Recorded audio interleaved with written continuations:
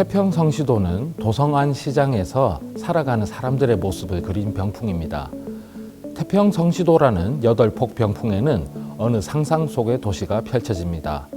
가장 왼쪽에는 3층 누각이 있는 거대한 성문이 서 있습니다. 성문을 들어서면 넓은 도로와 반듯하게 정비된 하천, 길가의 상점과 공방, 그리고 노점이 이어집니다. 그림에는 모두 2120명이 넘는 사람들이 등장합니다. 저마다 온갖 활동을 하고 있는데요. 집 안의 일상생활부터 상공업, 놀이, 주먹 다툼까지 그야말로 각양각색입니다. 그러면 태평성시도 속에 벌어지고 있는 온갖 이야기들을 함께 살펴보시지요. 먼저 눈에 들어오는 것은 거리 가득한 인파입니다. 신혼부부의 행렬도 그 속에 자리하지요. 기러기를 안고 신랑 앞에 걸어가는 기러가비와 청사초롱은 초행의 풍습을 전해줍니다. 신부의 가마를 뒤따르며 장난치는 아이들의 모습이 귀엽습니다. 악공을 앞세우고 거리를 누비는 장원급제자의 3일 육아 행렬도 보입니다. 사흘 동안 거리를 누비며 과거 급제의 기쁨을 누리고 있습니다만 부디 청렴한 관리가 되어주었으면 합니다. 길가에는 상점들이 늘어서 있습니다. 너무 많아서 다 살펴보기 어려울 정도인데요. 화분을 파는 원예점, 그리고 안경점, 온갖 생활용품을 파는 잡화 노점, 거울가게, 비단가게도 눈에 띕니다. 채소와 과일을 파는 노점이 곳곳에 깔리고 건어물을 파는 가게와 고기를 썰어 파는 푸줏간도 보입니다. 생활을 위한 모든 물건을 살 수 있지요. 상점에 팔 수공예품을 만드는 공방도 곳곳에 있습니다. 목화에 씨를 빼고 활로 타서 솜을 만드는 공방, 동물의 가죽을 벗겨 가공하는 갓바치들의 공방에서 활발한 상공업 활동을 엿볼 수 있습니다. 그림 속에서는 게임에 몰두하는 옛사람들도 보입니다. 전통의 바둑과 윷놀이, 고누놀이는 남녀노소 즐거워했고 쌍륙과 승경도 놀이 같은 주사위 놀이도 밤을 새는 게임이었습니다. 이런 번화한 도시를 세우고 가꾸는 것도 역시 사람이겠지요.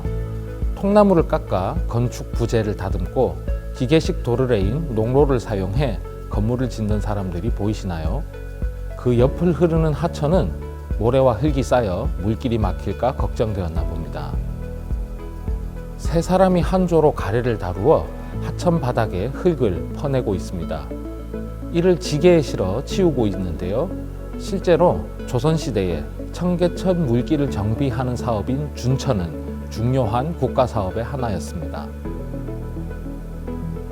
태평성시도에는 집집마다 다양한 연등이 걸려 있습니다. 조선시대에는 종로에서 청계천에 이르는 한양 한복판에서 4월 초파일에 등시 행사가 열렸다고 합니다. 연등을 밝히고 밤늦도록 나들이 하는 태평한 풍습이었습니다. 그림 아래쪽에는 식사와 잠자리를 제공하는 객주가 있습니다. 객주에 세운 장대에는 한자, 태자와 평자 모양으로 만든 연등이 걸려 있습니다. 이 병풍이 태평한 도시, 즉 태평성시를 그림으로 나타낸 것임을 보여주는 증거라 할 수 있죠. 태평성시도를 보다 보면 이곳이 조선인지 중국인지 아리송해지기도 합니다. 남성들은 옷고름 대신 띠를 메고 두건을 쓰고 있어서 갓과 도포를 즐겨 입었던 조선시대 복식과 차이가 있죠. 그래도 저고리 옷깃에 동정을 달고 치마를 입은 여인들의 옷은 조선의 풍속에 가깝습니다. 거리에 서 있는 문짝 없는 대문인 폐루는 전형적인 중국식 건축이지만 실내에서 바닥에 앉아 생활하는 좌식 공간은 조선다운 모습이지요. 이러한 표현은 태평성시도가 현실과 상상이 어우러진 그림임을 보여줍니다. 풍속화처럼 조선의 현실에서 펼쳐지는 갖가지 사람살이를 보여주면서도 더 번화하고 더 이상적인 상상의 태평성대를 표현하기 위해서 송나라나 명나라와 같이 번성했던 중국의 문화를 그림에 포함시켰던 것이라고 추정됩니다.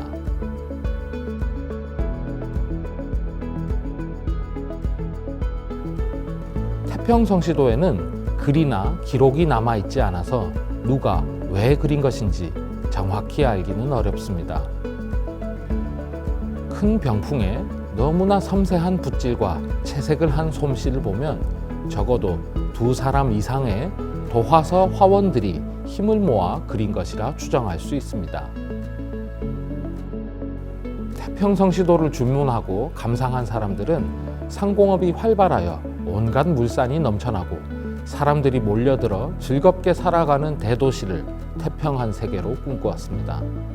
태평성시도 속의 도시는 한양인 듯 한양이 아닌 말 그대로 태평한 이상세계입니다. 태평한 세계는 무엇인가? 라는 질문을 눈에 보이는 모습으로 그려낸 것이죠.